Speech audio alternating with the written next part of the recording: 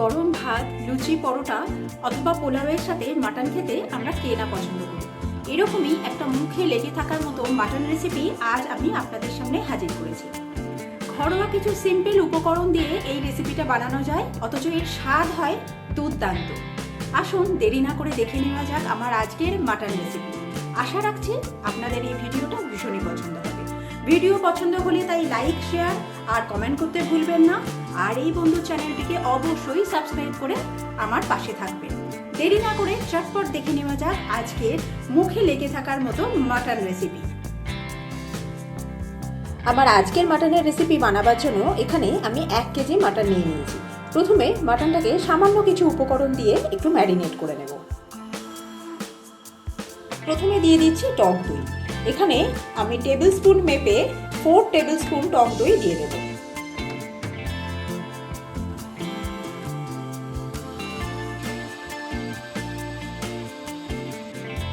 এবার দিয়ে দিচ্ছি 1 টিস্পুন গোলমরিচের গুঁড়ো। দিয়ে দেবো পরিমাণ মতো নুন। এখানে ম্যারিনেশনের জন্য আমি মাত্র এই 3টি উপকরণই ব্যবহার করলাম। এবার খুব ভালোভাবে মশলার সাথে মাংসটাকে মাখিয়ে নিতে হবে।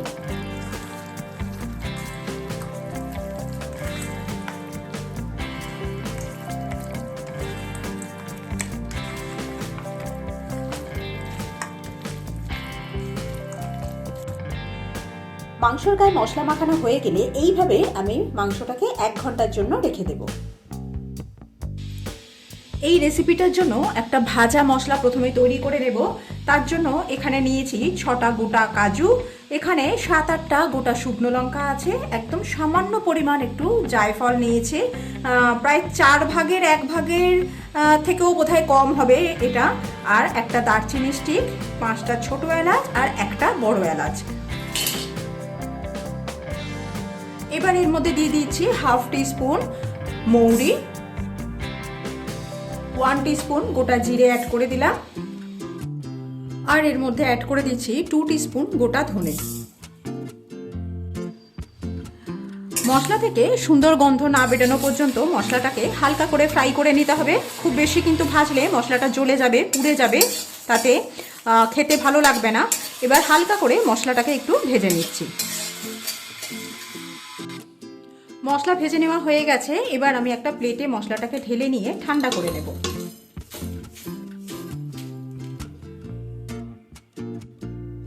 এবার আমি কড়ার মধ্যে একটু বেশি পরিমাণে সর্ষের তেল দিয়ে দেব।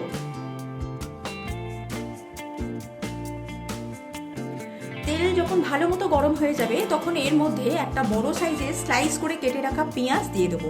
এই পেঁয়াজটাকে লালচে করে ভেজে নিতে হবে আমাদের, অর্থাৎ পেঁয়াজটা বেরেস্তা বানিয়ে নেবো। দেবার সময় হাতের সাহায্যে এরকমভাবে পেঁয়াজটাকে ছাড়িয়ে ছাড়িয়ে দেবো।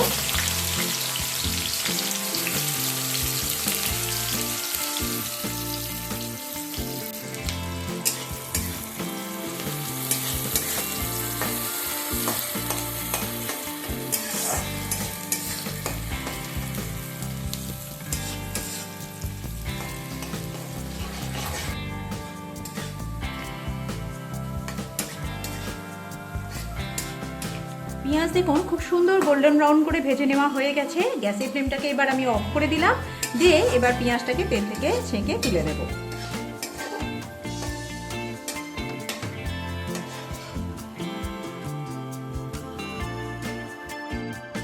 দেখুন কত সুন্দর বেরেস্তার কালার হয়েছে। এর থেকে বেশি ভাজলে কিন্তু চলবে না, বেশি ভাজলে পেঁয়াজ আবার তিতো হয়ে যেতে পারে। এবার এই তেলের মধ্যেই আমি দিয়ে দিচ্ছি নুন, সেই সাথে দিয়ে দিচ্ছি হলুদ।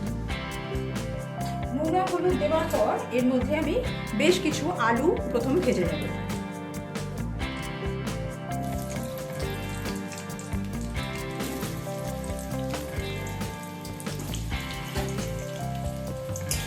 আলুগুলোকে একটু লালচে করে ভেজে নেব।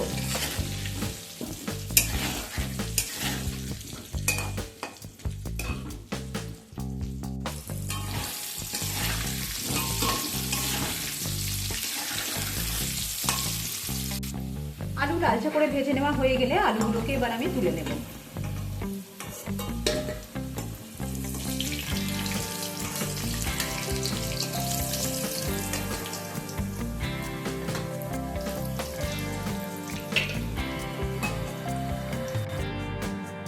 এই তেল, যে তেলটা আছে কড়াতে, এতেই রান্না হয়ে যাবে। এই তেলের মধ্যে আমি দিয়ে দিচ্ছি এখানে স্লাইস করে কেটে রাখা পেঁয়াজ। এখানে আমি 4টে মিডিয়াম সাইজের পেঁয়াজকে স্লাইস করে কেটে রেখেছিলাম, সেটাকে দিয়ে দিলাম।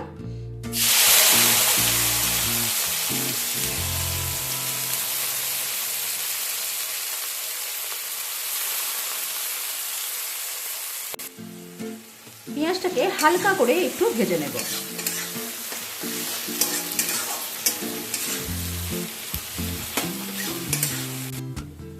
পেঁয়াজ হালকা করে ভাজা হয়ে গেছে। এই সময় এর মধ্যে আমি 7-8টা গোটা গোলমরিচ আর 2টো তেজপাতাকে মাঝখান থেকে ফাটিয়ে এর মধ্যে অ্যাড করে দিলাম। একবার নাড়াচাড়া করে নেব।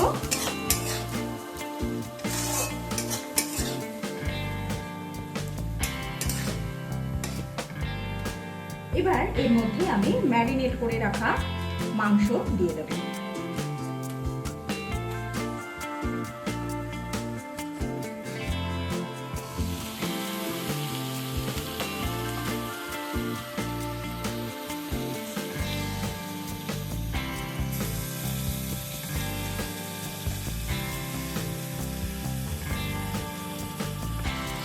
গ্যাসের ফ্লেমটা মিডিয়ামে রেখে মাংসটাকে কিছুক্ষণ একটুখানি নাড়াচাড়া করে নেব।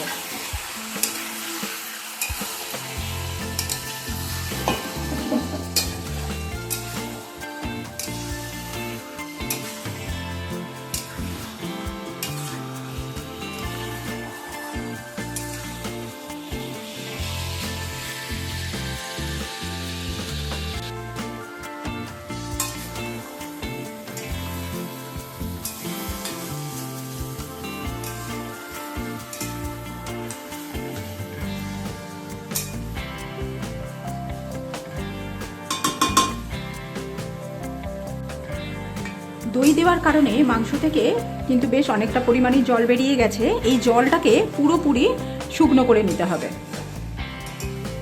গ্যাসের ফ্লেমটা মিডিয়াম টু হাইতে রেখে জলটাকে পুরোপুরি শুকনো করে নেব। দই থেকে বেরোনো জলটা পুরোপুরি যখন শুকিয়ে যাবে, তারপরেও মাংসটাকে প্রায় 2 মিনিটের মতো সময় নিয়ে পেঁয়াজের সাথে একটু ভাজা ভাজা করে নেব। আপনারা দেখেই বুঝতে পারছেন যে জল কিন্তু একদম পুরোপুরি শুকিয়ে গেছে। আরও প্রায় 2 মিনিট সময় নিয়ে এটাকে পেঁয়াজ আর মাংস একসাথে একটু ভাজা ভাজা করে নেওয়া হবে। আপনাদের আরেকটা কথা বলে দিই, যখন মিডিয়াম টু হাই ফ্লেমে রেখে মাংসটার জলটা শুকনো করবেন, তারপরে জলটা শুকিয়ে যাবার পর গ্যাসের ফ্লেমটাকে কিন্তু অবশ্যই একটু কমিয়ে দিয়ে আরও 2 মিনিট সময় নিয়ে মাংসটাকে একটু ভেজে নেবেন। মাংসটা ভেজে নেওয়া হয়ে গেলে এর মধ্যে আমি অ্যাড করে দেব ম্যারিনেশনের বাটি ধুয়ে সামান্য পরিমাণ জল। এবার দিয়ে দিচ্ছি আদা রসুনের পেস্ট, 1 টেবিল স্পুন আদা দিয়ে দিলাম। আরও হাফ টেবিল স্পুন মানে 1.5 টেবিল স্পুন আদা বাটা দিয়ে দিলাম আমি। আর এখানে দিয়ে দিয়েছি 1 টেবিল স্পুন রসুন বাটা। মানে আদা বাটাটা আমি রসুনের থেকে একটু পরিমাণে বেশি ব্যবহার করলাম এই রেসিপির ক্ষেত্রে। কিছু গুঁড়ো মশলা এর মধ্যে একে একে অ্যাড করে দেবো। প্রথমেই দিয়ে দিচ্ছি Kashmiri red chilli powder 2 teaspoon, 1 teaspoon হলুদ দিয়ে দিলাম, হাফ টিস্পুন দিয়ে দিচ্ছি জিরে গুঁড়ো, হাফ টিস্পুন ধনে গুঁড়ো। সমস্ত কিছু ভালোভাবে মিশিয়ে নেব।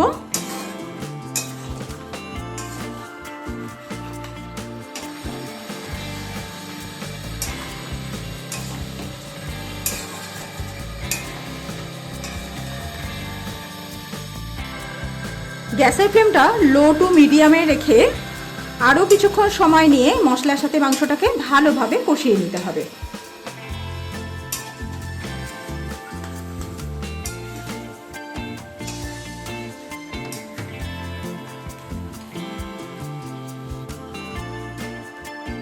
ভিডিওর মাঝখানে যদি কোনো আওয়াজ আসে প্লিজ আমাকে ক্ষমা করে দেবেন, কেননা আমার বাড়ির পাশেই একটা কনস্ট্রাকশনের কাজ চলছে, তাই ভিডিওর মধ্যে আওয়াজ এলেও আসতে পারে।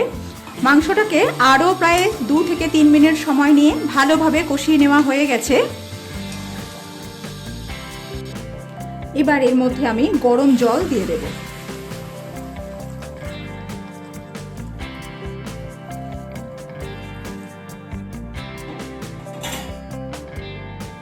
জলটা দেবার পর জলের আন্দাজে সামান্য পরিমাণ নুন দিয়ে দিলাম, কেননা মাংস ম্যারিনেশনের সময় পরিমাণ মতো নুন দিয়ে রেখেছিলাম। এবার ভালোভাবে মিশিয়ে নেব সমস্ত কিছু।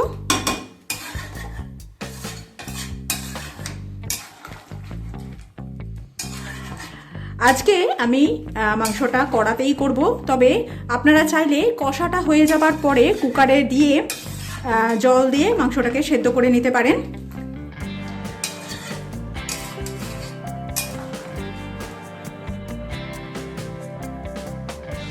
গ্যাসের ফ্লেমটাকে একদম লো করে দিয়ে এটাকে চাপা দিয়ে মাংসটাকে প্রপারলি সেদ্ধ করে নেব। মাংসটা সেদ্ধ হতে হতে এতে আর একটা মশলা তৈরি করে নিচ্ছি। যে বেরেস্তাটা তৈরি করেছিলাম সেটা একটা মিক্সিং জারের মধ্যে দিয়ে দিলাম। এর সাথে অ্যাড করে দিচ্ছি ভেজে রাখা গোটা মশলা। সামান্য পরিমাণ জল দিয়ে এর একটা মিহি পেস্ট বানিয়ে নেব। মাটন যখন 60% প্রায় 60% সেদ্ধ হয়ে যাবে, তখন আমি এর মধ্যে ভেজে রাখা আলুগুলো অ্যাড করে দেব।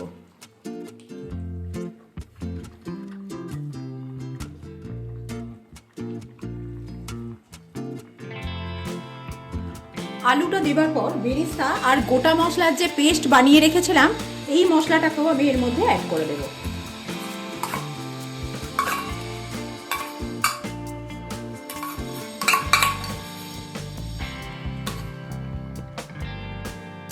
একবার সমস্ত কিছু মিশিয়ে নেব।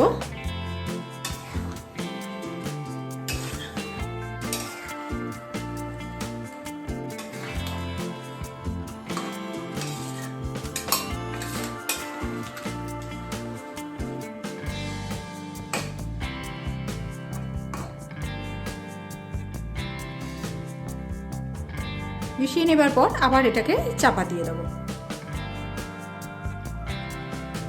রান্না প্রায় শেষের পথে। এবার নামাবার আগে দিয়ে দেবো 1 টিস্পুন ঘি।